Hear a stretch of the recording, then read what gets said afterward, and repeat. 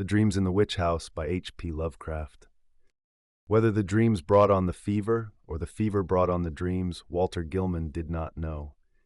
Behind everything crouched the brooding, festering horror of the ancient town and of the moldy, unhallowed garret gable where he wrote and studied and wrestled with figures and formulae when he was not tossing on the meager iron bed.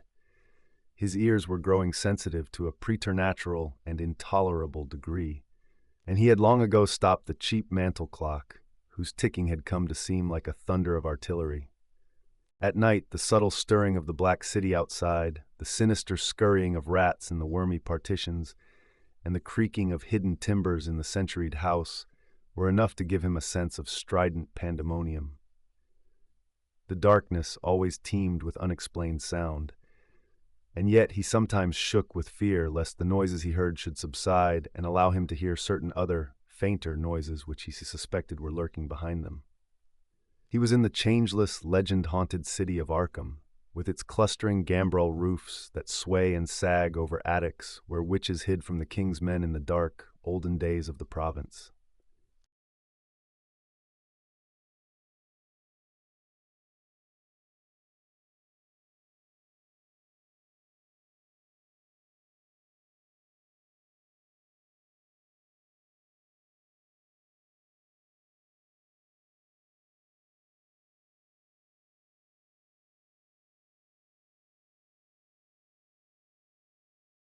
And not even Cotton Mather could explain the curves and angles smeared on the gray stone walls with some red, sticky fluid. Possibly Gilman ought not to have studied so hard. Non-Euclidean calculus and quantum physics are enough to stretch any brain, and when one mixes them with folklore and tries to trace a strange background of multidimensional reality behind the ghoulish hints of the Gothic tales and the wild whispers of the chimney corner, one can hardly expect to be wholly free from mental tension. Gilman came from Haverhill, but it was only after he had entered college in Arkham that he began to connect his mathematics with the fantastic legends of elder magic. Something in the air of the hoary town worked obscurely on his imagination. The professors at Miskatonic had urged him to slacken up and had voluntarily cut down his course at several points. Moreover, they had stopped him from consulting the dubious old books on forbidden secrets that were kept under lock and key in a vault at the university library.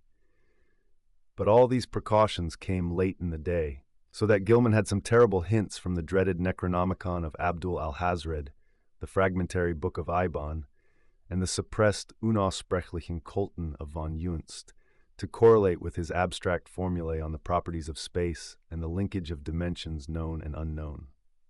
He knew his room was in the old witch house. That, indeed, was why he had taken it. There was much in the Essex County records about Keziah Mason's trial, and what she had admitted under pressure to the court of Oyer and Terminer had fascinated Gilman beyond all reason. She had told Judge Hathorne of lines and curves that could be made to point out directions leading through the walls of space to other spaces beyond, and had implied that such lines and curves were frequently used at certain midnight meetings in the dark valley of the white stone beyond Meadow Hill and on the unpeopled island in the river. She had spoken also of the black man, of her oath, and of her new secret name of Nahab. Then she had drawn those devices on the walls of her cell and vanished. Gilman believed strange things about Keziah, and had felt a queer thrill on learning that her dwelling was still standing after more than 235 years. When he heard the hushed Arkham whispers about Keziah's persistent presence in the old house and the narrow streets, about the irregular human tooth marks left on certain sleepers in that and other houses, about the childish cries heard near May Eve and Hallowmass, about the stench often noted in the old house's attic just after those dreaded seasons, and about the small, furry, sharp-toothed thing which haunted the moldering structure and the town and nuzzled people curiously in the black hours before dawn, he resolved to live in the place at any cost. A room was easy to secure, for the house was unpopular, hard to rent, and long given over to cheap lodgings. Gilman could not have told what he expected to find there, but he knew he wanted to be in the building where some circumstance had more or less suddenly given a mediocre old woman of the 17th century an insight into mathematical depths perhaps beyond the utmost modern delvings of Planck, Heisenberg, Einstein, and de Sitter. He studied the timber and plaster walls for traces of cryptic designs at every accessible spot where the paper had peeled, and within a week managed to get the eastern attic room where Keziah was held to have practiced her spells. It had been vacant from the first, for no one had ever been willing to stay there long, but the Polish landlord had grown wary about renting it. Yet nothing whatever happened to Gilman till about the time of the fever. No ghostly Keziah flitted through the somber halls and chambers. No small, furry thing crept into his dismal eyrie to nuzzle him, and no record of the witch's incantations rewarded his constant search. Sometimes he would take walks through shadowy tangles of unpaved, musty-smelling lanes, where eldritch brown houses of unknown age leaned and tottered and leered mockingly through narrow, small-paned windows. Here he knew strange things had happened once, and there was a faint suggestion behind the surface that everything of that monstrous past might not, at least in the darkest, narrowest, and most intricately crooked alleys, have utterly perished. He also rowed out twice to the ill-regarded island in the river, and made a sketch of the singular angles described by the moss-grown rows of gray standing stones, whose origin was so obscure and immemorial. Gilman's room was of good size but queerly irregular shape, the north wall slanting perceptibly inward from the outer to the inner end, while the low ceiling slanted gently downward in the same direction. Aside from an obvious rat hole and the signs of other stopped-up ones, there was no access, nor any appearance of a former avenue of access, to the space which must have existed between the slanting wall and the straight outer wall on the house's north side, though a view from the exterior shewed where a window had been boarded up at a very remote date. The loft above the ceiling, which must have had a slanting floor, was likewise inaccessible. When Gilman climbed up a ladder to the cobwebbed level loft above the rest of the attic, he found vestiges of a bygone aperture, tightly and heavily covered with ancient planking and secured by the stout wooden pegs common in colonial carpentry. No amount of persuasion, however, could induce the stolid landlord to let him investigate either of these two closed spaces. As time wore along, his absorption in the irregular wall and ceiling of his room increased, for he began to read into the odd angles a mathematical significance which seemed to offer vague clues regarding their purpose. Old Keziah, he reflected, might have had excellent reasons for living in a room with peculiar angles, for was it not through certain angles that she claimed to have gone outside the boundaries of the world of space we know? His interest gradually veered away from the unplumbed voids beyond the slanting surfaces, since it now appeared that the purpose of those surfaces concerned the side he was already on. The touch of brain fever and the dreams began early in February. For some time, apparently, the curious angles of Gilman's room had been having a strange, almost hypnotic effect on him, and as the bleak winter advanced, he had found himself staring more and more intently at the corner where the down-slanting ceiling met the inward-slanting wall. About this period, his inability to concentrate on his formal studies worried him considerably, his apprehensions about the mid-year examinations being very acute. But the exaggerated sense of hearing was scarcely less annoying. Life had become an insistent and almost unendurable cacophony, and there was that constant, terrifying impression of other sounds, perhaps from regions beyond life, trembling on the very brink of audibility. So far as concrete noises went, the rats in the ancient partitions were the worst. Sometimes their scratching seemed not only furtive but deliberate.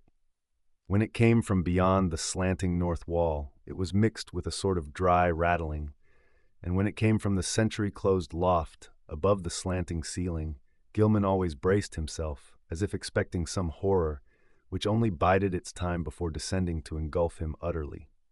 The dreams were wholly beyond the pale of sanity, and Gilman felt that they must be a result, jointly, of his studies in mathematics and in folklore.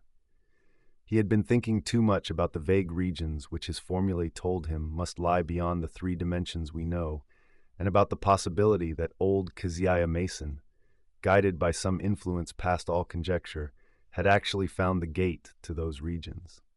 The yellowed county records containing her testimony and that of her accusers were so damnably suggestive of things beyond human experience and the descriptions of the darting little furry object which served as her familiar were so painfully realistic, despite their incredible details. That object, no larger than a good-sized rat and quaintly called by the townspeople Brown Jenkin, seemed to have been the fruit of a remarkable case of sympathetic herd delusion, for in 1692, no less than 11 persons had testified to glimpsing it.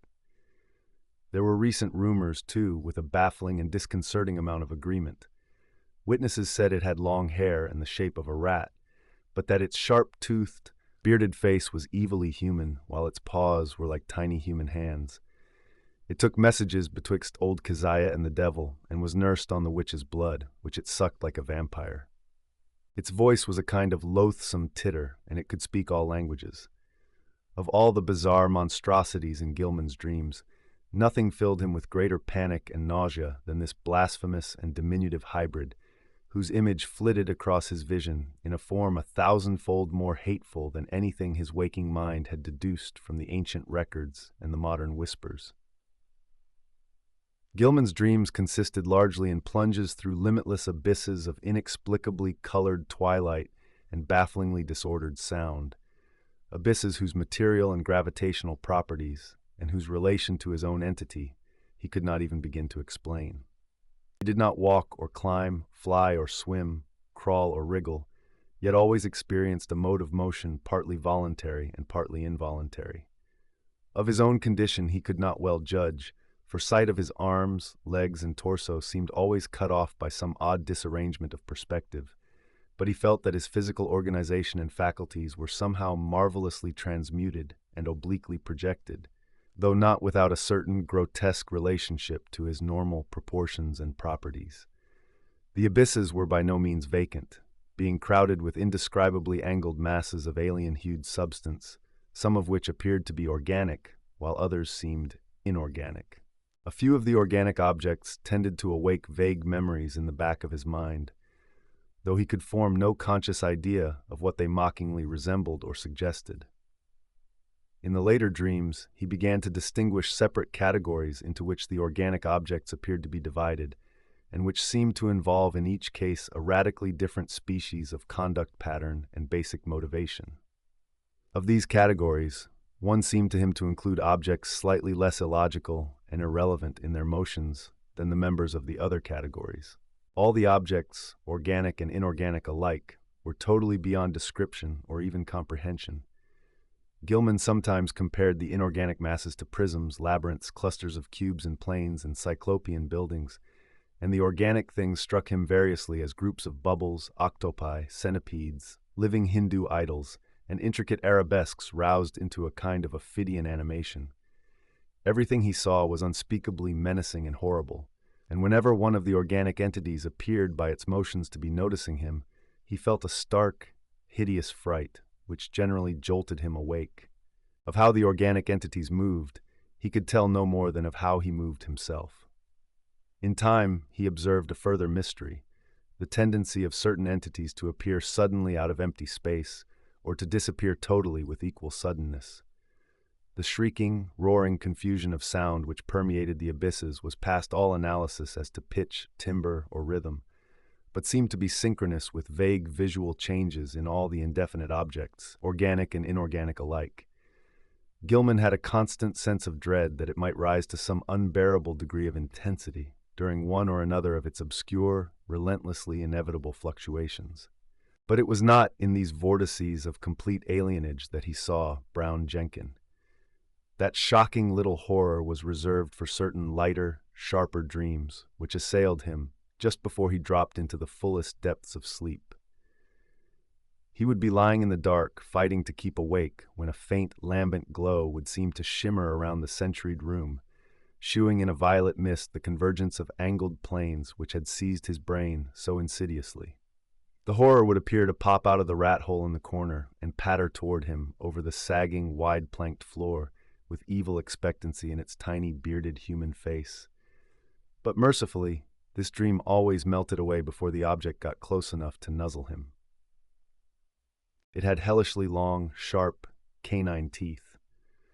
Gilman tried to stop up the rat hole every day, but each night the real tenants of the partitions would gnaw away the obstruction, whatever it might be.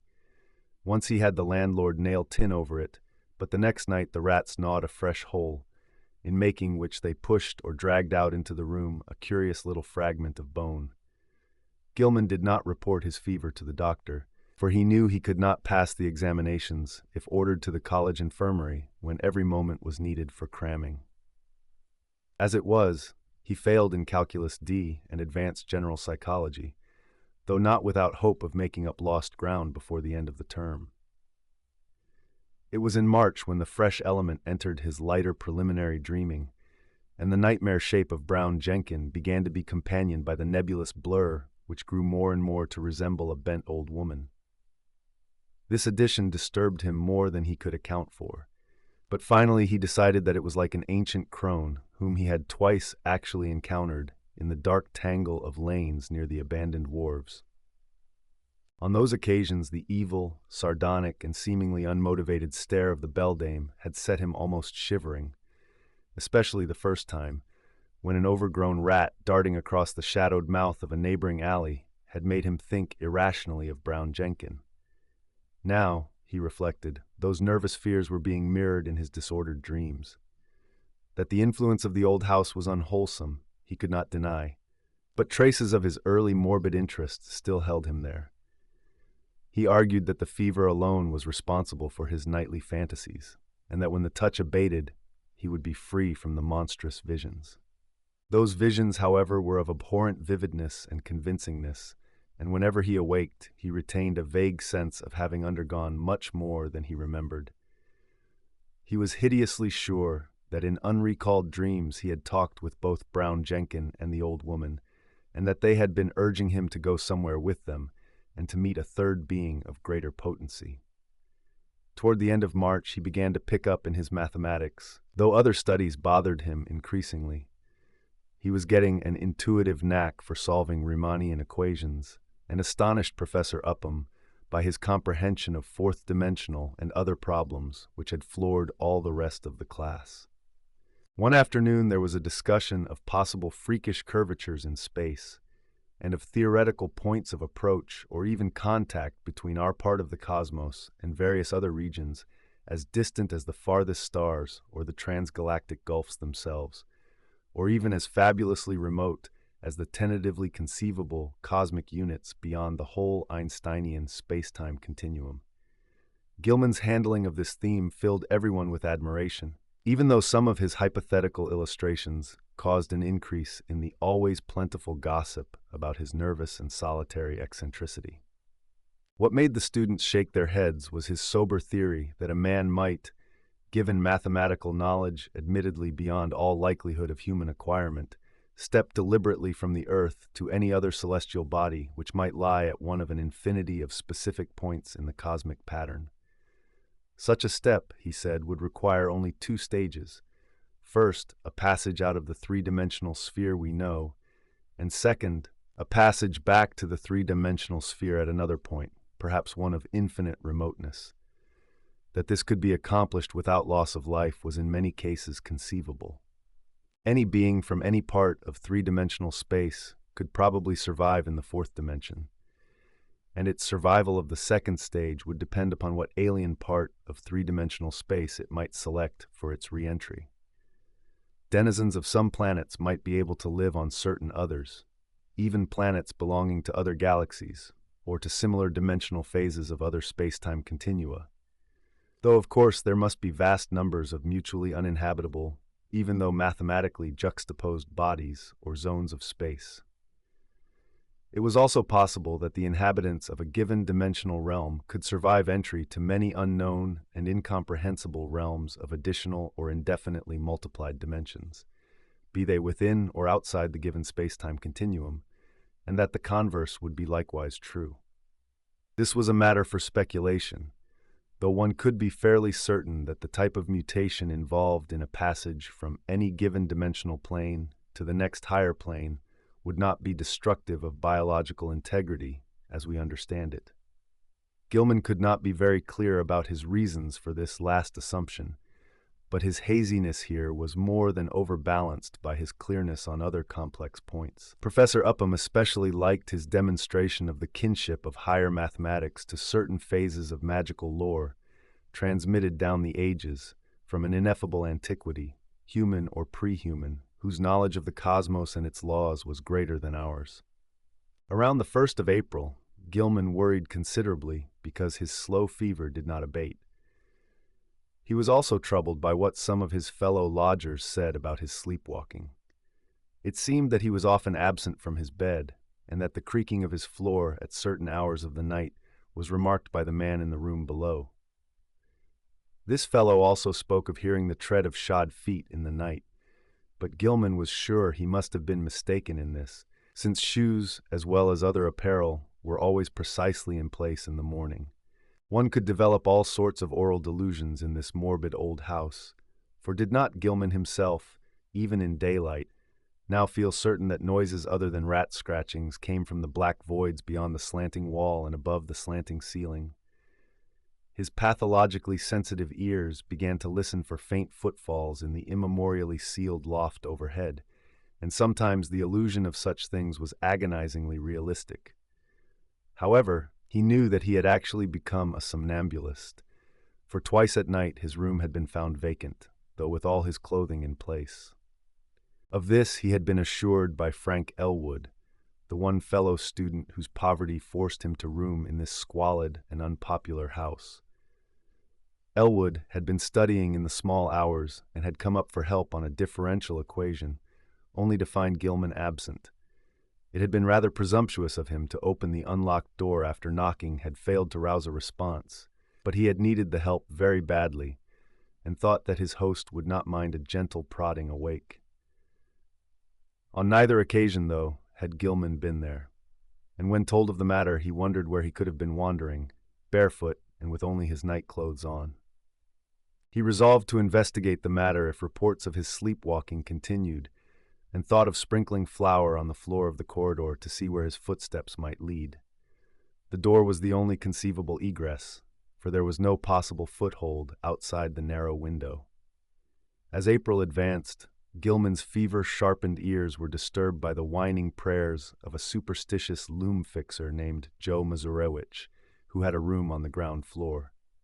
Mazurewicz had told long, rambling stories about the ghost of old Keziah and the furry, sharp-fanged, nuzzling thing, and had said he was so badly haunted at times that only his silver crucifix, given him for the purpose by Father Iwanicki of St. Stanislas Church, could bring him relief.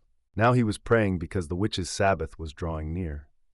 May Eve was Walpurgis night, when hell's blackest evil roamed the earth and all the slaves of Satan gathered for nameless rites and deeds. It was always a very bad time in Arkham, even though the fine folks up in Miskatonic Avenue and High and Saltonstall streets pretended to know nothing about it. There would be bad doings, and a child or two would probably be missing. Joe knew about such things, for his grandmother in the old country had heard tales from her grandmother. It was wise to pray and count one's beads at this season. For 3 months, Keziah and Brown Jenkin had not been near Joe's room, nor near Paul Choinsky's room, nor anywhere else, and it meant no good when they held off like that. They must be up to something. Gilman dropped in at a doctor's office on the 16th of the month, and was surprised to find his temperature was not as high as he had feared. The physician questioned him sharply and advised him to see a nerve specialist. On reflection, he was glad he had not consulted the still more inquisitive college doctor. Old Waldron, who had curtailed his activities before, would have made him take a rest, an impossible thing now that he was so close to great results in his equations. He was certainly near the boundary between the known universe and the fourth dimension, and who could say how much farther he might go? But even as these thoughts came to him, he wondered at the source of his strange confidence. Did all of this perilous sense of imminence come from the formulae on the sheets he covered day by day? The soft, stealthy, imaginary footsteps in the sealed loft above were unnerving. And now, too, there was a growing feeling that somebody was constantly persuading him to do something terrible which he could not do. How about the somnambulism? Where did he go sometimes in the night, And what was that faint suggestion of sound which once in a while seemed to trickle through the maddening confusion of identifiable sounds even in broad daylight and full wakefulness? Its rhythm did not correspond to anything on earth, unless perhaps to the cadence of one or two unmentionable Sabbath chants, and sometimes he feared it corresponded to certain attributes of the vague shrieking or roaring in those wholly alien abysses of dream. The dreams were meanwhile getting to be atrocious. In the lighter preliminary phase, the evil old woman was now of fiendish distinctness, and Gilman knew she was the one who had frightened him in the slums. Her bent back, long nose, and shriveled chin were unmistakable, and her shapeless brown garments were like those he remembered. The expression on her face was one of hideous malevolence and exultation, and when he awaked he could recall a croaking voice that persuaded and threatened. He must meet the black man, and go with them all to the throne of Azathoth at the center of ultimate chaos. That was what she said. He must sign in his own blood the Book of Azathoth and take a new secret name now that his independent delvings had gone so far. What kept him from going with her and Brown Jenkin and the other to the throne of chaos, where the thin flutes piped mindlessly, was the fact that he had seen the name Azathoth in the Necronomicon and knew it stood for a primal evil too horrible for description. The old woman always appeared out of thin air near the corner, where the downward slant met the inward slant. She seemed to crystallize at a point closer to the ceiling than to the floor, and every night she was a little nearer and more distinct before the dream shifted. Brown Jenkin, too, was always a little nearer at the last, and its yellowish-white fangs glistened shockingly in that unearthly violet phosphorescence. Its shrill, loathsome tittering stuck more and more in Gilman's head, and he could remember in the morning how it had pronounced the words Azathoth and Narlathotep. In the deeper dreams, everything was likewise more distinct, and Gilman felt that the twilight abysses around him were those of the fourth dimension. Those organic entities whose motions seemed least flagrantly irrelevant and unmotivated were probably projections of life forms from our own planet, including human beings. What the others were in their own dimensional sphere or spheres, he dared not try to think. Two of the less irrelevantly moving things, a rather large congeries of iridescent, prolately spheroidal bubbles, and a very much smaller polyhedron of unknown colors and rapidly shifting surface angles, seemed to take notice of him and follow him about, or float ahead as he changed position among the Titan prisms, labyrinths, cube and plane clusters, and quasi-buildings. And all the while, the vague shrieking and roaring waxed louder and louder, as if approaching some monstrous climax of utterly unendurable intensity. During the night of April 19 to 20th, the new development occurred. Gilman was half involuntarily moving about in the twilight abysses with the bubble mass and the small polyhedron floating ahead, when he noticed the peculiarly regular angles formed by the edges of some gigantic neighboring prism clusters. In another second, he was out of the abyss and standing tremulously on a rocky hillside, bathed in intense, diffused green light. He was barefooted and in his night clothes, and when he tried to walk, discovered that he could scarcely lift his feet. A swirling vapor hid everything but the immediate sloping terrain from sight, and he shrank from the thought of the sounds that might surge out of that vapor. Then he saw the two shapes laboriously crawling toward him, the old woman and the little furry thing. The crone strained up to her knees and managed to cross her arms in a singular fashion, while Brown Jenkin pointed in a certain direction with a horribly anthropoid forepaw, which it raised with evident difficulty. Spurred by an impulse he did not originate, Gilman dragged himself forward along a course determined by the angle of the old woman's arms and the direction of the small monstrosity's paw, and before he had shuffled 3 steps, he was back in the twilight abysses. Geometrical shapes seethed around him, and he fell dizzily and interminably. At last he woke in his bed in the crazily angled garret of the eldritch old house. He was good for nothing that morning, and stayed away from all his classes. Some unknown attraction was pulling his eyes in a seemingly irrelevant direction, for he could not help staring at a certain vacant spot on the floor. As the day advanced, the focus of his unseeing eyes changed position, and by noon he had conquered the impulse to stare at vacancy. About 2 o'clock, he went out for lunch, and as he threaded the narrow lanes of the city, he found himself turning always to the southeast. Only an effort halted him at a cafeteria in Church Street, and after the meal, he felt the unknown pull still more strongly. He would have to consult a nerve specialist after all.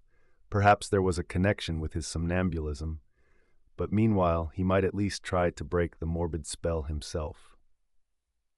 Undoubtedly, he could still manage to walk away from the pull, so with great resolution he headed against it and dragged himself deliberately north along Garrison Street. By the time he had reached the bridge over the Miskatonic, he was in a cold perspiration, and he clutched at the iron railing as he gazed upstream at the ill-regarded island whose regular lines of ancient standing stones brooded sullenly in the afternoon sunlight. Then he gave a start. For there was a clearly visible living figure on that desolate island, and a second glance told him it was certainly the strange old woman whose sinister aspect had worked itself so disastrously into his dreams. The tall grass near her was moving, too, as if some other living thing were crawling close to the ground. When the old woman began to turn toward him, he fled precipitately off the bridge and into the shelter of the town's labyrinthine waterfront alleys. Distant though the island was, he felt that a monstrous and invincible evil could flow from the sardonic stare of that bent, ancient figure in brown. The southeastward pull still held, and only with tremendous resolution could Gilman drag himself into the old house and up the rickety stairs. For hours he sat silent and aimless, with his eyes shifting gradually westward. About 6 o'clock, his sharpened ears caught the whining prayers of Joe Mazurovich 2 floors below, and in desperation he seized his hat and walked out into the sunset golden streets, letting the now directly southward pull carry him where it might. An hour later, darkness found him in the open fields beyond Hangman's Brook, with the glimmering spring stars shining ahead. The urge to walk was gradually changing to an urge to leap mystically into space, and suddenly he realized just where the source of the pull lay. It was in the sky. A definite point among the stars had a claim on him and was calling him. Apparently it was a point somewhere between Hydra and Argo Navis, and he knew that he had been urged toward it ever since he had awaked soon after dawn. In the morning it had been underfoot. Afternoon found it rising in the southeast, and now it was roughly south but wheeling toward the west. What was the meaning of this new thing? Was he going mad? How long would it last? Again mustering his resolution, Gilman turned and dragged himself back to the sinister old house. Mazurovich was waiting for him at the door, and seemed both anxious and reluctant to whisper some fresh bit of superstition. It was about the witch light. Joe had been out celebrating the night before. It was Patriots' Day in Massachusetts, and had come home after midnight. Looking up at the house from outside, he had thought at first that Gilman's window was dark, but then he had seen the faint violet glow within. He wanted to warn the gentleman about that glow, for everybody in Arkham knew it was Keziah's witch light, which played near Brown Jenkin and the ghost of the old crone herself. He had not mentioned this before, but now he must tell about it, because it meant that Keziah and her long-toothed familiar were haunting the young gentleman. Sometimes he and Paul Choinsky and landlord Dombrowski thought they saw that light seeping out of cracks in the sealed loft above the young gentleman's room, but they had all agreed not to talk about that. However, it would be better for the gentleman to take another room and get a crucifix from some good priest like Father Iwanicki.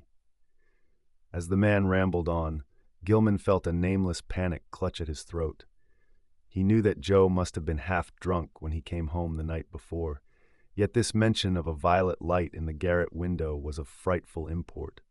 It was a lambent glow of this sort, which always played about the old woman and the small furry thing in those lighter, sharper dreams which prefaced his plunge into unknown abysses, and the thought that a wakeful second person could see the dream luminance was utterly beyond sane harborage. Yet where had the fellow got such an odd notion? Had he himself talked as well as walked around the house in his sleep? No, Joe said, he had not, but he must check up on this. Perhaps Frank Elwood could tell him something, though he hated to ask. Fever, wild dreams, somnambulism, illusions of sounds, a pull toward a point in the sky, and now a suspicion of insane sleep-talking. He must stop studying, see a nerve specialist, and take himself in hand. When he climbed to the second story, he paused at Elwood's door, but saw that the other youth was out. Reluctantly, he continued up to his garret room and sat down in the dark. His gaze was still pulled to the southwest, but he also found himself listening intently for some sound in the closed loft above, and half imagining that an evil violet light seeped down through an infinitesimal crack in the low, slanting ceiling. That night, as Gilman slept, the violet light broke upon him with heightened intensity, and the old witch and small furry thing, getting closer than ever before, mocked him with inhuman squeals and devilish gestures. He was glad to sink into the vaguely roaring twilight abysses, though the pursuit of that iridescent bubble conjuries and that kaleidoscopic little polyhedron was menacing and irritating. Then came the shift, as vast converging planes of a slippery-looking substance loomed above and below him, a shift which ended in a flash of delirium and a blaze of unknown, alien light in which yellow, carmine, and indigo were madly and inextricably blended. He was half lying on a high, fantastically balustraded terrace above a boundless jungle of outlandish, incredible peaks, balanced plains, domes, minarets, horizontal discs poised on pinnacles, and numberless forms of still greater wildness, some of stone and some of metal, which glittered gorgeously in the mixed, almost blistering glare from a polychromatic sky. Looking upward, he saw 3 stupendous discs of flame, each of a different hue, and at a different height above an infinitely distant curving horizon of low mountains. Behind him, tiers of higher terraces towered aloft as far as he could see. The city below stretched away to the limits of vision, and he hoped that no sound would well up from it. The pavement from which he easily raised himself was of a veined, polished stone beyond his power to identify, and the tiles were cut in bizarre angled shapes, which struck him as less asymmetrical than based on some unearthly symmetry whose laws he could not comprehend. The balustrade was chest-high, delicate, and fantastically wrought, while along the rail were ranged at short intervals little figures of grotesque design and exquisite workmanship. They, like the whole balustrade, seemed to be made of some sort of shining metal, whose color could not be guessed in this chaos of mixed effulgences, and their nature utterly defied conjecture. They represented some ridged, barrel-shaped object with thin horizontal arms radiating spoke-like from a central ring, and with vertical knobs or bulbs projecting from the head and base of the barrel. Each of these knobs was the hub of a system of 5 long, flat, triangularly tapering arms arranged around it like the arms of a starfish, nearly horizontal, but curving slightly away from the central barrel. The base of the bottom knob was fused to the long railing, with so delicate a point of contact that several figures had been broken off and were missing. The figures were about 4.5 inches in height, while the spiky arms gave them a maximum diameter of about 2.5 inches. When Gilman stood up, the tiles felt hot to his bare feet. He was wholly alone, and his first act was to walk to the balustrade and look dizzily down at the endless, cyclopean city almost 2,000 feet below. As he listened, he thought a rhythmic confusion of faint musical pipings covering a wide tonal range welled up from the narrow streets beneath, and he wished he might discern the denizens of the place. The sight turned him giddy after a while, so that he would have fallen to the pavement had he not clutched instinctively at the lustrous balustrade. His right hand fell on one of the projecting figures, the touch seeming to steady him slightly.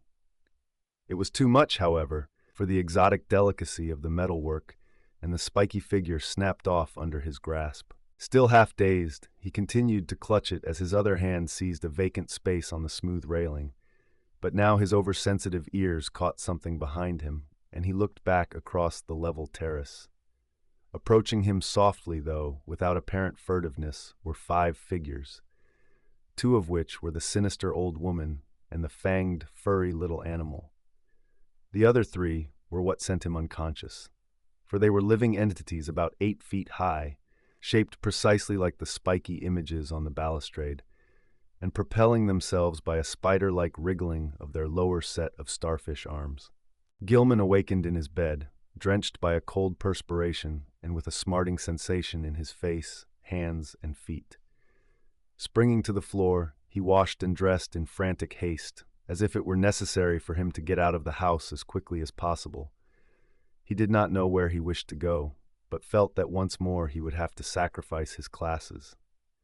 The odd pull toward that spot in the sky between Hydra and Argo had abated, but another of even greater strength had taken its place. Now he felt that he must go north, infinitely north. He dreaded to cross the bridge that gave a view of the desolate island in the Miskatonic, so went over the Peabody Avenue Bridge. Very often he stumbled, for his eyes and ears were chained to an extremely lofty point in the blank blue sky. After about an hour he got himself under better control and saw that he was far from the city.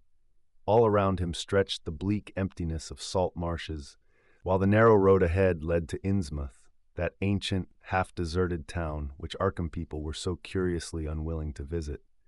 Though the northward pull had not diminished, he resisted it as he had resisted the other pull, and finally found that he could almost balance the one against the other. Plodding back to town and getting some coffee at a soda fountain, he dragged himself into the public library and browsed aimlessly among the lighter magazines. Once he met some friends who remarked how oddly sunburned he looked, but he did not tell them of his walk. At 3 o'clock he took some lunch at a restaurant, noting meanwhile that the pull had either lessened or divided itself. After that he killed the time at a cheap cinema show, seeing the inane performance over and over again without paying any attention to it. About 9 at night he drifted homeward and stumbled into the ancient house. Joe Mazurovich was whining unintelligible prayers, and Gilman hastened up to his own garret chamber without pausing to see if Elwood was in. It was when he turned on the feeble electric light that the shock came. At once he saw there was something on the table which did not belong there, and a second look left no room for doubt. Lying on its side, for it could not stand up alone, was the exotic spiky figure which in his monstrous dream he had broken off the fantastic balustrade. No detail was missing. The ridged barrel-shaped center, the thin, radiating arms, the knobs at each end, and the flat, slightly outward curving starfish arms spreading from those knobs, all were there. In the electric light, the color seemed to be a kind of iridescent gray veined with green, and Gilman could see amidst his horror and bewilderment that one of the knobs ended in a jagged break, corresponding to its former point of attachment to the dream railing. Only his tendency toward a dazed stupor prevented him from screaming aloud. This fusion of dream and reality was too much to bear. Still dazed, he clutched at the spiky thing and staggered downstairs to landlord Dombrowski's quarters. The whining prayers of the superstitious loom-fixer were still sounding through the moldy halls, but Gilman did not mind them now. The landlord was in and greeted him pleasantly. No, he had not seen that thing before and did not know anything about it. But his wife had said she found a funny tin thing in one of the beds when she fixed the rooms at noon, and maybe that was it. Dombrowski called her, and she waddled in. Yes, that was the thing. She had found it in the young gentleman's bed on the side next the wall. It had looked very queer to her, but of course the young gentleman had lots of queer things in his room, books and curios and pictures and markings on paper. She certainly knew nothing about it. So Gilman climbed upstairs again in a mental turmoil, convinced that he was either still dreaming or that his somnambulism had run to incredible extremes and led him to depredations in unknown places. Where had he got this outre thing? He did not recall seeing it in any museum in Arkham. It must have been somewhere, though, and the sight of it as he snatched it in his sleep must have caused the odd dream picture of the balustraded terrace. Next day he would make some very guarded inquiries, and perhaps see the nerve specialist. Meanwhile, he would try to keep track of his somnambulism. As he went upstairs and across the garret hall, he sprinkled about some flour which he had borrowed, with a frank admission as to its purpose, from the landlord. He had stopped at Elwood's door on the way, but had found all dark within. Entering his room, he placed the spiky thing on the table and lay down in complete mental and physical exhaustion without pausing to undress. From the closed loft above the slanting ceiling, he thought he heard a faint scratching and padding, but he was too disorganized even to mind it. That cryptical pull from the north was getting very strong again, though it seemed now to come from a lower place in the sky. In the dazzling violet light of dream, the old woman, and the fanged, furry thing came again, and with a greater distinctness than on any former occasion. This time they actually reached him, and he felt the crone's withered claws clutching at him. He was pulled out of bed and into empty space, and for a moment he heard a rhythmic roaring and saw the twilight amorphousness of the vague abysses seething around him.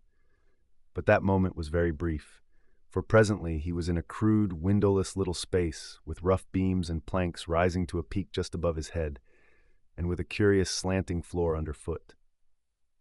Propped level on that floor were low cases full of books of every degree of antiquity and disintegration, and in the center were a table and bench, both apparently fastened in place. Small objects of unknown shape and nature were ranged on the tops of the cases, and in the flaming violet light, Gilman thought he saw a counterpart of the spiky image which had puzzled him so horribly. On the left, the floor fell abruptly away, leaving a black triangular gulf out of which, after a second's dry rattling, there presently climbed the hateful little furry thing with the yellow fangs and bearded human face. The evilly grinning beldame still clutched him, and beyond the table stood a figure he had never seen before. A tall, lean man of dead black coloration, but without the slightest sign of negroid features, wholly devoid of either hair or beard, and wearing as his only garment a shapeless robe of some heavy black fabric. His feet were indistinguishable because of the table and bench, but he must have been shod, since there was a clicking whenever he changed position. The man did not speak and bore no trace of expression on his small, regular features. He merely pointed to a book of prodigious size which lay open on the table, while the beldame thrust a huge gray quill into Gilman's right hand. Over everything was a pall of intensely maddening fear, and the climax was reached when the furry thing ran up the dreamer's clothing to his shoulders and then down his left arm, finally biting him sharply in the wrist just below his cuff. As the blood spurted from this wound, Gilman lapsed into a faint. He awaked on the morning of the 22nd with a pain in his left wrist and saw that his cuff was brown with dried blood. His recollections were very confused, but the scene with the black man in the unknown space stood out vividly. The rats must have bitten him as he slept, giving rise to the climax of that frightful dream.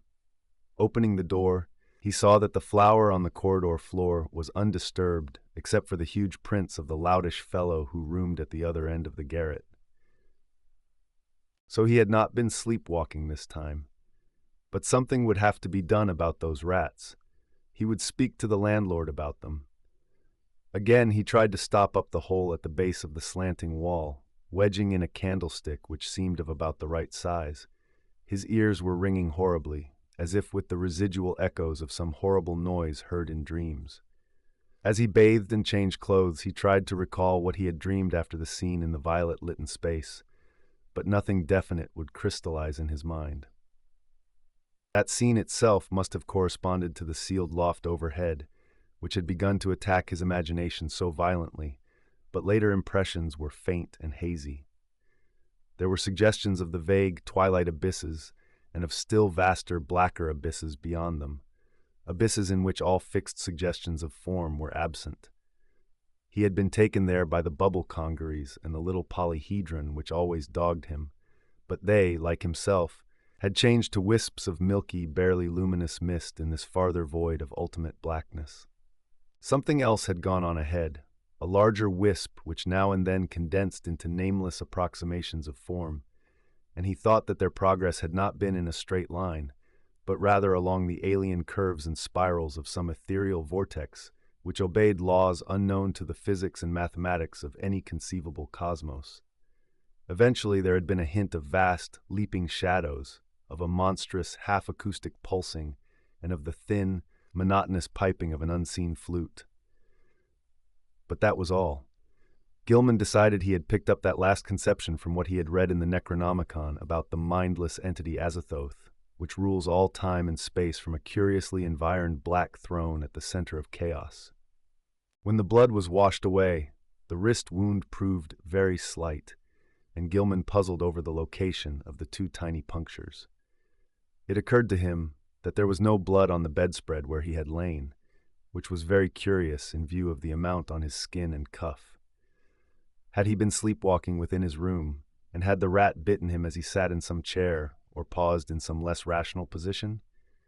He looked in every corner for brownish drops or stains, but did not find any. He had better, he thought, sprinkle flour within the room as well as outside the door, though after all no further proof of his sleepwalking was needed. He knew he did walk, and the thing to do now was to stop it. He must ask Frank Elwood for help. This morning the strange pulls from space seemed lessened, though they were replaced by another sensation even more inexplicable. It was a vague, insistent impulse to fly away from his present situation, but held not a hint of the specific direction in which he wished to fly. As he picked up the strange spiky image on the table, he thought the older northward pull grew a trifle stronger, but even so, it was wholly overruled by the newer and more bewildering urge. He took the spiky image down to Elwood's room, steeling himself against the whines of the loom fixer, which welled up from the ground floor. Elwood was in, thank heaven, and appeared to be stirring about. There was time for a little conversation before leaving for breakfast in college, so Gilman hurriedly poured forth an account of his recent dreams and fears. His host was very sympathetic and agreed that something ought to be done. He was shocked by his guest's drawn, haggard aspect and noticed the queer, abnormal-looking sunburn which others had remarked during the past week. There was not much, though, that he could say. He had not seen Gilman on any sleepwalking expedition and had no idea what the curious image could be. He had, though, heard the French-Canadian who lodged just under Gilman talking to Mazurovich one evening. They were telling each other how badly they dreaded the coming of Walpurgis night, now only a few days off, and were exchanging pitying comments about the poor, doomed young gentleman. Desroches, the fellow under Gilman's room, had spoken of nocturnal footsteps, both shod and unshod, and of the violet light he saw one night when he had stolen fearfully up to peer through Gilman's keyhole. He had not dared to peer, he told Mazurevitz, after he had glimpsed that light through the cracks around the door. There had been soft talking, too, and as he began to describe it, his voice had sunk to an inaudible whisper.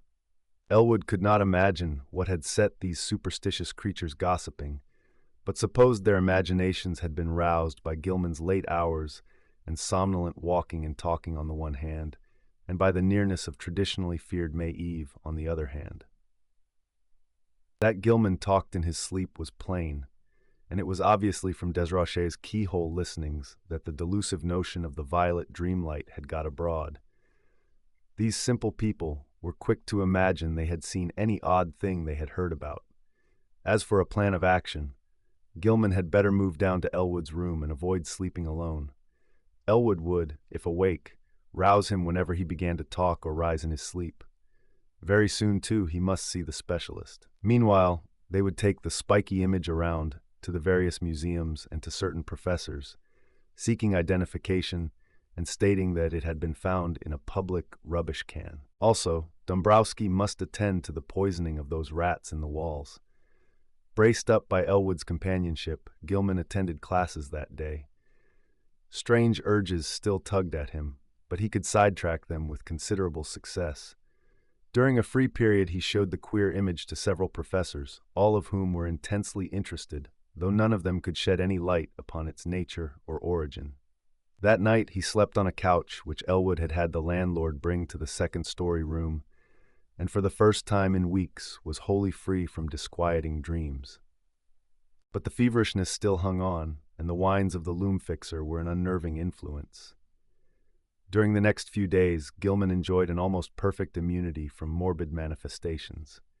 He had, Elwood said, shewed no tendency to talk or rise in his sleep, and meanwhile the landlord was putting rat poison everywhere. The only disturbing element was the talk among the superstitious foreigners, whose imaginations had become highly excited. Mazurevich was always trying to make him get a crucifix, and finally forced one upon him, which he said had been blessed by the good Father Iwanitchki. Desroches, too, had something to say. In fact, he insisted that cautious steps had sounded in the now vacant room above him on the first and second nights of Gilman's absence from it. Paul Choinsky thought he heard sounds in the halls and on the stairs at night, and claimed that his door had been softly tried, while Mrs. Dombrowski vowed she had seen Brown Jenkin for the first time since All Hallows. But such naive reports could mean very little, and Gilman let the cheap metal crucifix hang idly from a knob on his host's dresser. For 3 days, Gilman and Elwood canvassed the local museums in an effort to identify the strange spiky image, but always without success. In every quarter, however, interest was intense, for the utter alienage of the thing was a tremendous challenge to scientific curiosity. One of the small radiating arms was broken off and subjected to chemical analysis, and the result is still talked about in college circles. Professor Ellery found platinum, iron, and tellurium in the strange alloy, but mixed with these were at least 3 other apparent elements of high atomic weight, which chemistry was absolutely powerless to classify. Not only did they fail to correspond with any known element, but they did not even fit the vacant places reserved for probable elements in the periodic system. The mystery remains unsolved to this day, though the image is on exhibition at the Museum of Miskatonic University. On the morning of April 27th, a fresh rat hole appeared in the room where Gilman was a guest, but Dombrowski tinned it up during the day. The poison was not having much effect, for scratchings and scurryings in the walls were virtually undiminished. Elwood was out late that night, and Gilman waited up for him. He did not wish to go to sleep in a room alone, especially since he thought he had glimpsed in the evening twilight the repellent old woman whose image had become so horribly transferred to his dreams. He wondered who she was, and what had been near her rattling the tin can in a rubbish heap at the mouth of a squalid courtyard. The crone had seemed to notice him and leer evilly at him, though perhaps this was merely his imagination. The next day both youths felt very tired, and knew they would sleep like logs when night came. In the evening they drowsily discussed the mathematical studies which had so completely and perhaps harmfully engrossed Gilman, and speculated about the linkage with ancient magic and folklore which seemed so darkly probable. They spoke of old Keziah Mason, and Elwood agreed that Gilman had good scientific grounds for thinking she might have stumbled on strange and significant information. The hidden cults to which these witches belonged often guarded and handed down surprising secrets from elder, forgotten aeons, and it was by no means impossible that Keziah had actually mastered the art of passing through dimensional gates. Tradition emphasizes the uselessness of material barriers in halting a witch's motions, and who can say what underlies the old tales of broomstick rides through the night? Whether a modern student could ever gain similar powers from mathematical research alone was still to be seen. Success, Gilman added, might lead to dangerous and unthinkable situations, for who could foretell the conditions pervading an adjacent but normally inaccessible dimension? On the other hand, the picturesque possibilities were enormous. Time could not exist in certain belts of space, and by entering and remaining in such a belt, one might preserve one's life and age indefinitely, never suffering organic metabolism or deterioration except for slight amounts incurred during visits to one's own or similar planes. One might, for example, pass into a timeless dimension and emerge at some remote period of the Earth's history as young as before. Whether anybody had ever managed to do this, one could hardly conjecture with any degree of authority. Old legends are hazy and ambiguous, and in historic times all attempts at crossing forbidden gaps seem complicated by strange and terrible alliances with beings and messengers from outside. There was the immemorial figure of the deputy or messenger of hidden and terrible powers, the black man of the witch cult, and the Nyarlathotep of the Necronomicon. There was, too, the baffling problem of the lesser messengers or intermediaries, the quasi-animals and queer hybrids which legend depicts as witches' familiars. As Gilman and Elwood retired, too sleepy to argue further, they heard Joe Mazurovich reel into the house half-drunk and shuddered at the desperate wildness of his whining prayers. That night Gilman saw the violet light again. In his dream he had heard a scratching and gnawing in the partitions and thought that someone fumbled clumsily at the latch. Then he saw the old woman and the small furry thing advancing toward him over the carpeted floor. The beldame's face was alight with inhuman exultation, and the little yellow-toothed morbidity tittered mockingly as it pointed at the heavily sleeping form of Elwood on the other couch across the room. A paralysis of fear stifled all attempts to cry out. As once before, the hideous crone seized Gilman by the shoulders, yanking him out of bed and into empty space.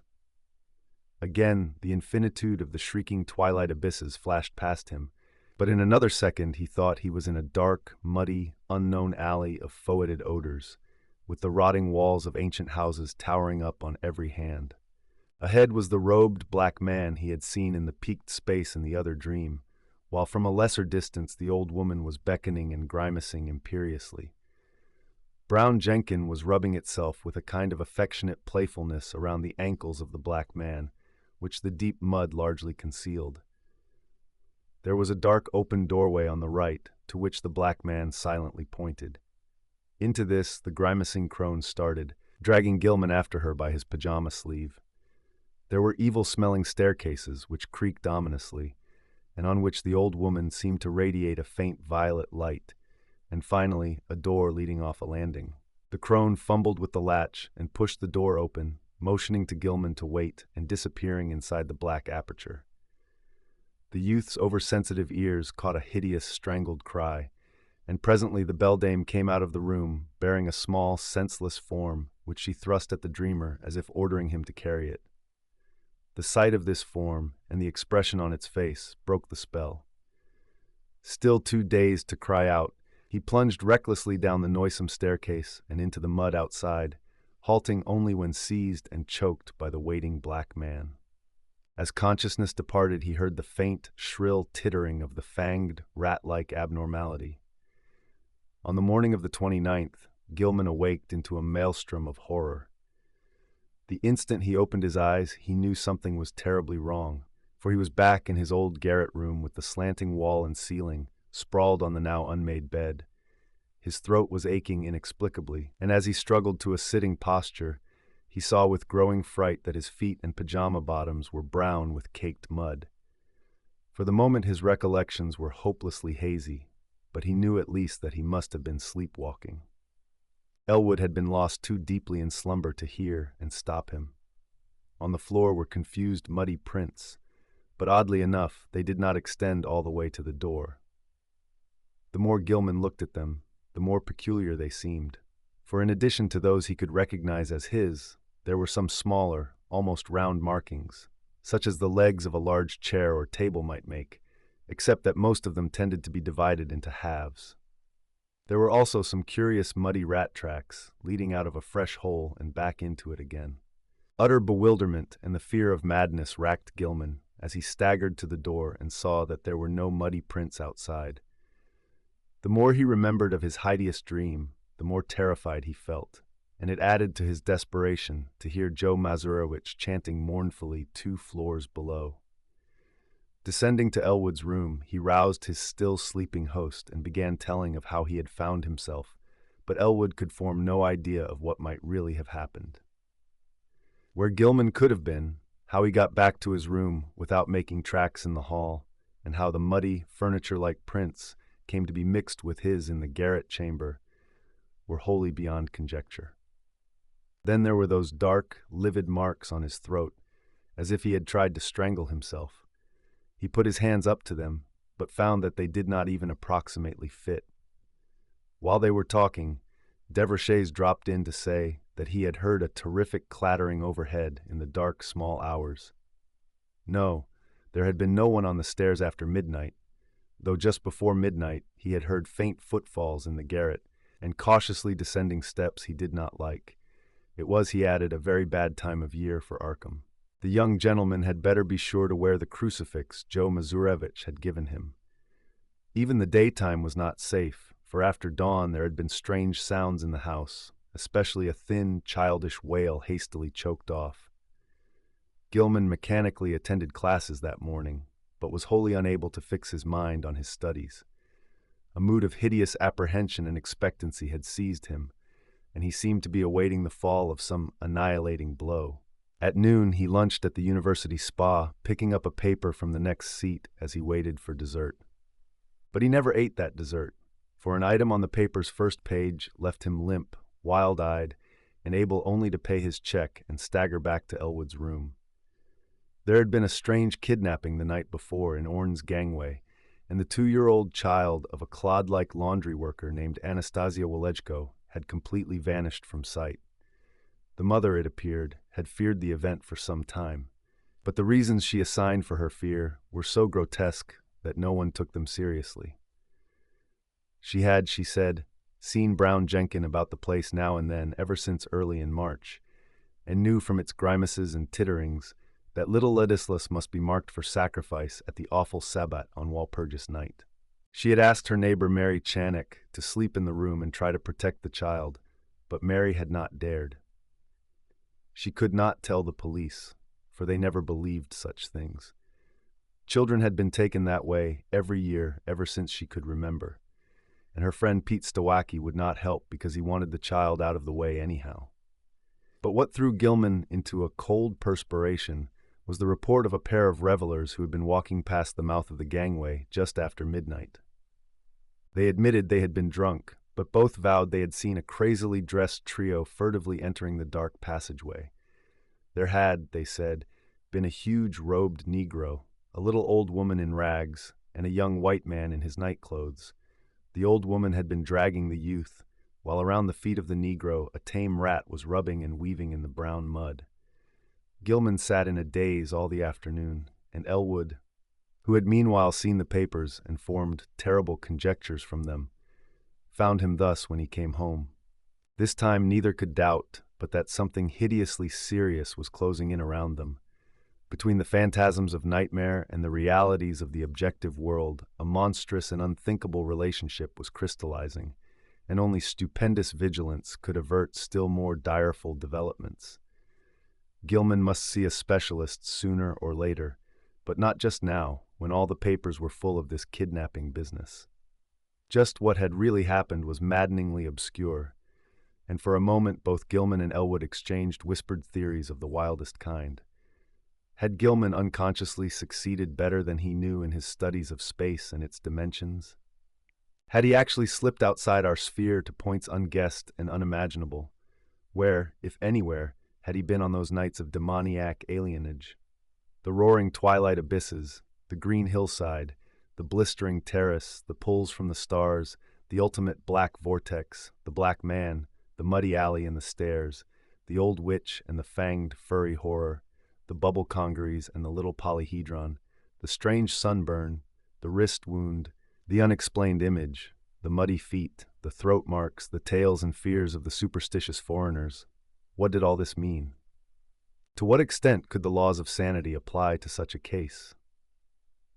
There was no sleep for either of them that night, but next day they both cut classes and drowsed.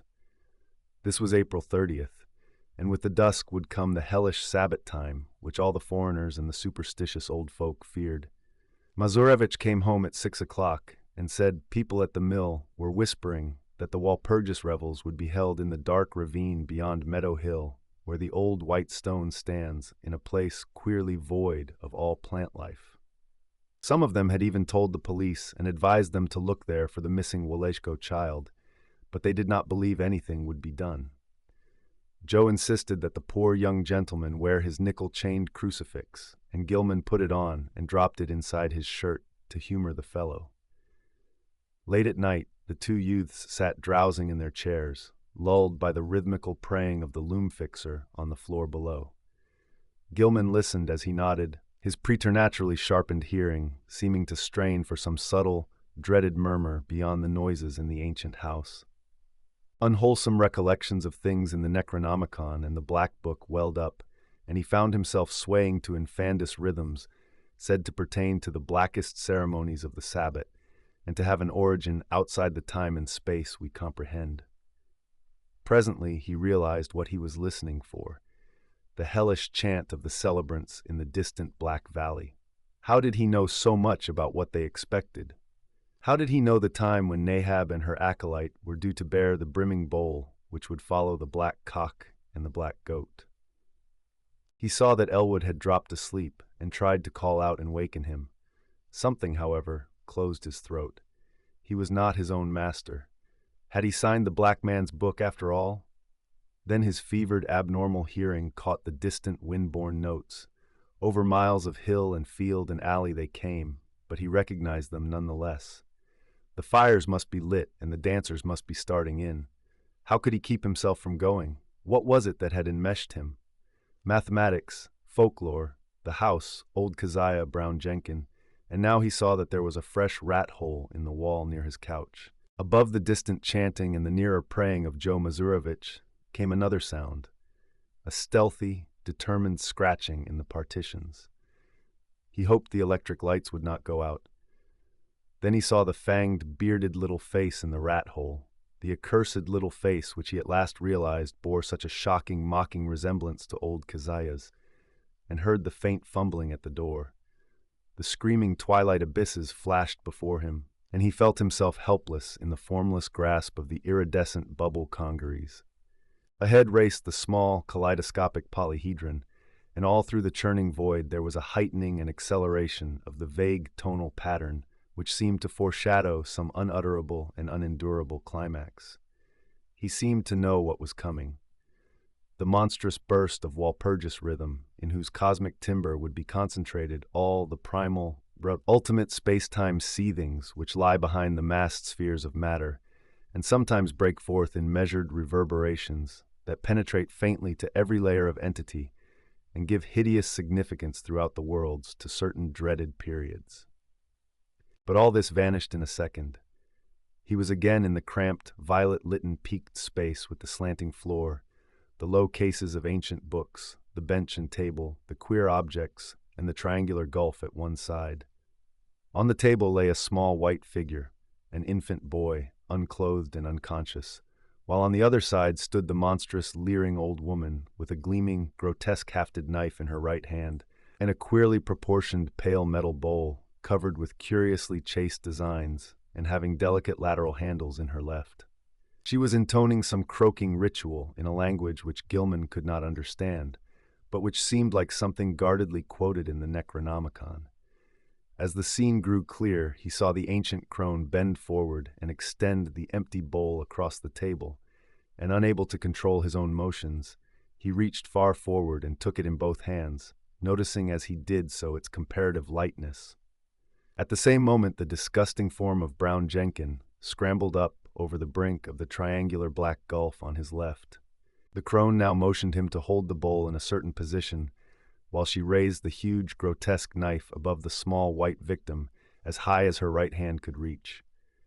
The fanged, furry thing began tittering a continuation of the unknown ritual, while the witch croaked loathsome responses.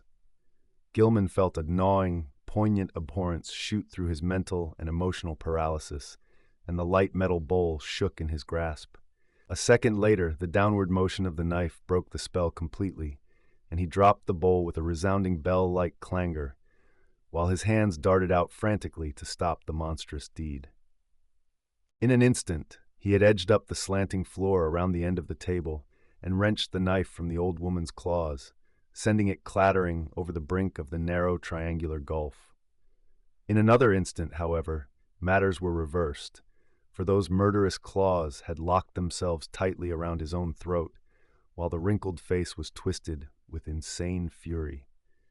He felt the chain of the cheap crucifix grinding into his neck, and in his peril wondered how the sight of the object itself would affect the evil creature. Her strength was altogether superhuman, but as she continued her choking, he reached feebly in his shirt and drew out the metal symbol, snapping the chain and pulling it free. At sight of the device, the witch seemed struck with panic, and her grip relaxed long enough to give Gilman a chance to break it entirely. He pulled the steel-like claws from his neck and would have dragged the beldame over the edge of the gulf, had not the claws received a fresh access of strength and closed in again. This time he resolved to reply in kind, and his own hands reached out for the creature's throat. Before she saw what he was doing, he had the chain of the crucifix twisted about her neck, and a moment later he had tightened it enough to cut off her breath. During her last struggle, he felt something bite at his ankle, and saw that Brown Jenkin had come to her aid. With one savage kick, he sent the morbidity over the edge of the gulf and heard it whimper on some level far below. Whether he had killed the ancient crone he did not know, but he let her rest on the floor where she had fallen. Then, as he turned away, he saw on the table a sight which nearly snapped the last thread of his reason. Brown Jenkin, tough of sinew and with 4 tiny hands of demoniac dexterity, had been busy while the witch was throttling him, and his efforts had been in vain. What he had prevented the knife from doing to the victim's chest, the yellow fangs of the furry blasphemy had done to a wrist, and the bowl so lately on the floor stood full beside the small lifeless body. In his dream delirium, Gilman heard the hellish, alien-rhythmed chant of the Sabbat coming from an infinite distance, and knew the black man must be there. Confused memories mixed themselves with his mathematics, and he believed his subconscious mind held the angles which he needed to guide him back to the normal world, alone and unaided for the first time. He felt sure he was in the immemorially sealed loft above his own room, but whether he could ever escape through the slanting floor or the long-stopped egress, he doubted greatly. Besides, would not an escape from a dream loft bring him merely into a dream house, an abnormal projection of the actual place he sought? He was wholly bewildered as to the relation betwixt dream and reality in all his experiences. The passage through the vague abysses would be frightful, for the Walpurgis rhythm would be vibrating, and at last he would have to hear that hitherto veiled cosmic pulsing which he so mortally dreaded. Even now, he could detect a low, monstrous shaking whose tempo he suspected all too well. At Sabbat time it always mounted and reached through to the worlds to summon the initiate to nameless rites. Half the chants of the Sabbat were patterned on this faintly overheard pulsing which no earthly ear could endure in its unveiled spatial fullness. Gilman wondered, too, whether he could trust his instinct to take him back to the right part of space. How could he be sure he would not land on that green-litten hillside of a far planet, on the tessellated terrace above the city of tentacled monsters somewhere beyond the galaxy, or in the spiral black vortices of that ultimate void of chaos wherein reigns the mindless Daemon Sultan Azathoth? Just before he made the plunge, the violet light went out and left him in utter blackness. The witch, old Kezia, Nahab, that must have meant her death. And mixed with the distant chant of the Sabbat and the whimpers of Brown Jenkin in the gulf below, he thought he heard another and wilder whine from unknown depths. Joe Mazurowicz, the prayers against the crawling chaos now turning to an inexplicably triumphant shriek, worlds of sardonic actuality impinging on vortices of febrile dream. Yeah! Shub Niggurath, the goat with 1,000 young. They found Gilman on the floor of his queerly angled old garret room long before dawn, for the terrible cry had brought Desroches and Choinsky and Dombrowski and Mazurowicz at once, and had even wakened the soundly sleeping Elwood in his chair. He was alive, and with open, staring eyes, but seemed largely unconscious. On his throat were the marks of murderous hands, and on his left ankle was a distressing rat bite. His clothing was badly rumpled, and Joe's crucifix was missing. Elwood trembled, afraid even to speculate on what new form his friend's sleepwalking had taken. Mazurowicz seemed half-dazed because of a sign he said he had had in response to his prayers, and he crossed himself frantically when the squealing and whimpering of a rat sounded from beyond the slanting partition. When the dreamer was settled on his couch in Elwood's room, they sent for Dr. Malkowski, a local practitioner who would repeat no tales where they might prove embarrassing, and he gave Gilman 2 hypodermic injections, which caused him to relax in something like natural drowsiness. During the day, the patient regained consciousness at times and whispered his newest dream disjointedly to Elwood. It was a painful process, and at its very start brought out a fresh and disconcerting fact. Gilman, whose ears had so lately possessed an abnormal sensitiveness, was now stone deaf. Dr. Malkowski, summoned again in haste, told Elwood that both eardrums were ruptured, as if by the impact of some stupendous sound intense beyond all human conception or endurance. How such a sound could have been heard in the last few hours without arousing all the Miskatonic Valley was more than the honest physician could say. Elwood wrote his part of the colloquy on paper, so that a fairly easy communication was maintained. Neither knew what to make of the whole chaotic business, and decided it would be better if they thought as little as possible about it. Both, though, agreed that they must leave this ancient and accursed house as soon as it could be arranged. Evening papers spoke of a police raid on some curious revelers in a ravine beyond Meadow Hill just before dawn, and mentioned that the white stone there was an object of age-long superstitious regard. Nobody had been caught, but among the scattering fugitives had been glimpsed a huge Negro. In another column it was stated that no trace of the missing child Ladislas Waleko had been found. The crowning horror came that very night. Elwood will never forget it and was forced to stay out of college the rest of the term because of the resulting nervous breakdown. He had thought he heard rats in the partitions all the evening, but paid little attention to them. Then, long after both he and Gilman had retired, the atrocious shrieking began. Elwood jumped up, turned on the lights, and rushed over to his guest's couch. The occupant was emitting sounds of veritably inhuman nature, as if racked by some torment beyond description.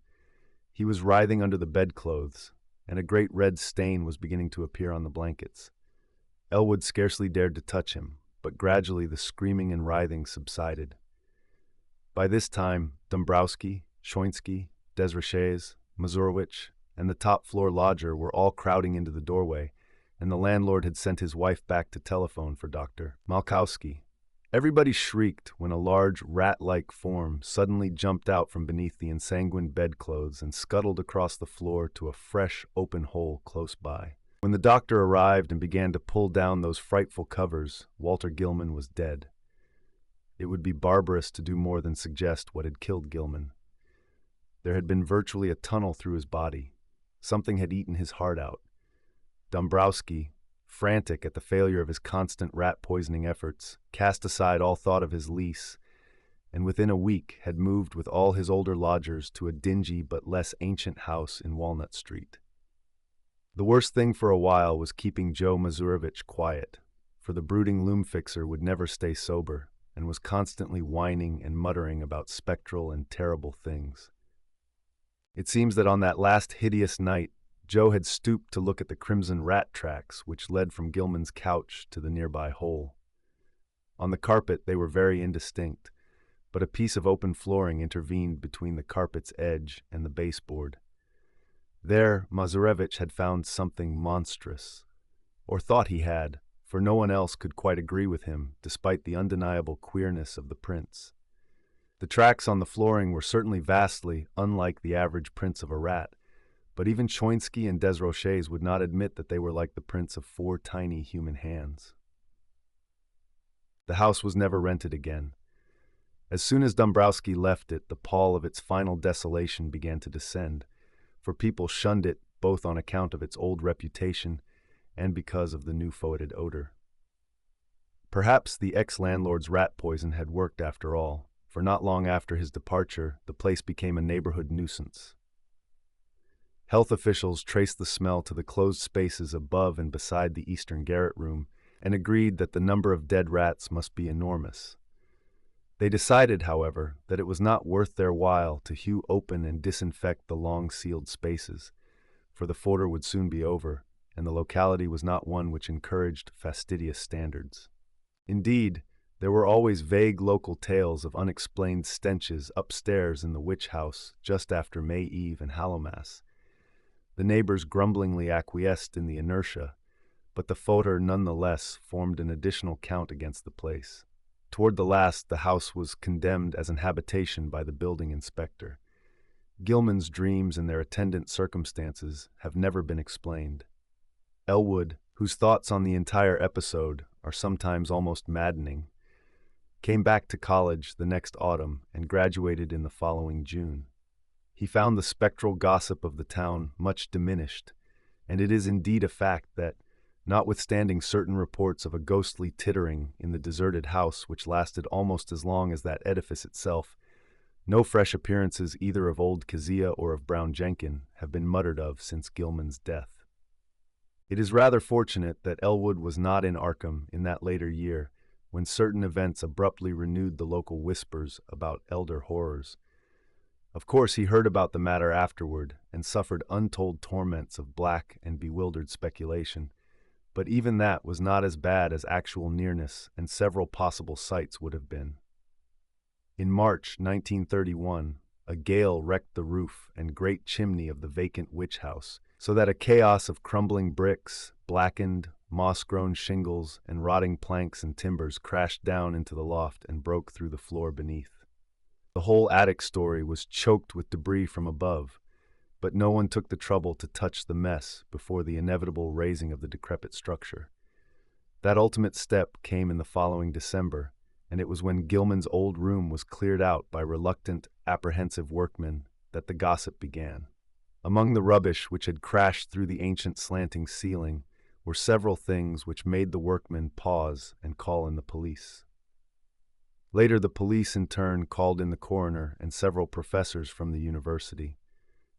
There were bones, badly crushed and splintered, but clearly recognizable as human, whose manifestly modern date conflicted puzzlingly with the remote period at which their only possible lurking place, the low, slant-floored loft overhead, had supposedly been sealed from all human access. The coroner's physician decided that some belonged to a small child, while certain others, found mixed with shreds of rotten brownish cloth, belonged to a rather undersized, bent female of advanced years. Careful sifting of debris also disclosed many tiny bones of rats caught in the collapse, as well as older rat bones gnawed by small fangs in a fashion now and then highly productive of controversy and reflection. Other objects found included the mingled fragments of many books and papers, together with a yellowish dust left from the total disintegration of still older books and papers. All, without exception, appeared to deal with black magic in its most advanced and horrible forms, and the evidently recent date of certain items is still a mystery as unsolved as that of the modern human bones.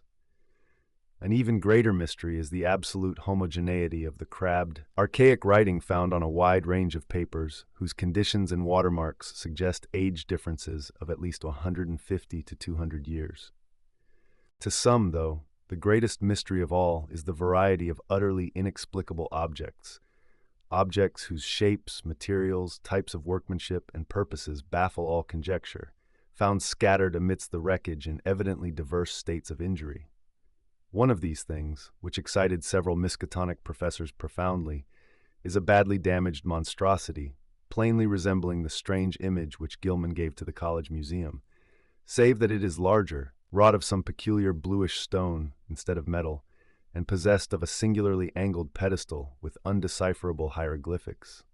Archaeologists and anthropologists are still trying to explain the bizarre designs chased on a crushed bowl of light metal whose inner side bore ominous brownish stains when found.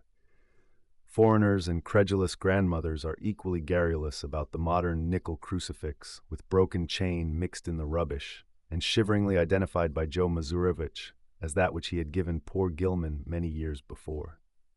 Some believe this crucifix was dragged up to the sealed loft by rats, while others think it must have been on the floor in some corner of Gilman's old room all the time. Still others, including Joe himself, have theories too wild and fantastic for sober credence. When the slanting wall of Gilman's room was torn out, the once sealed triangular space between that partition and the house's north wall was found to contain much less structural debris, even in proportion to its size, than the room itself, though it had a ghastly layer of older materials which paralyzed the wreckers with horror. In brief, the floor was a veritable ossuary of the bones of small children, some fairly modern, but others extending back in infinite gradations to a period so remote that crumbling was almost complete. On this deep bony layer rested a knife of great size, obvious antiquity, and grotesque, ornate, and exotic design, above which the debris was piled. In the midst of this debris, wedged between a fallen plank and a cluster of cemented bricks from the ruined chimney, was an object destined to cause more bafflement, veiled fright, and openly superstitious talk in Arkham than anything else discovered in the haunted and accursed building. This object was the partly crushed skeleton of a huge, diseased rat, whose abnormalities of form are still a topic of debate and source of singular reticence among the members of Miskatonic's Department of Comparative Anatomy. Very little concerning this skeleton has leaked out, but the workmen who found it whisper in shocked tones about the long, brownish hairs with which it was associated. The bones of the tiny paws, it is rumored, imply prehensile characteristics more typical of a diminutive monkey than of a rat, while the small skull with its savage yellow fangs is of the utmost anomalousness, appearing from certain angles like a miniature, monstrously degraded parody of a human skull. The workmen crossed themselves in fright when they came upon this blasphemy, but later burned candles of gratitude in St. Stanislas Church because of the shrill, ghostly tittering they felt they would never hear again.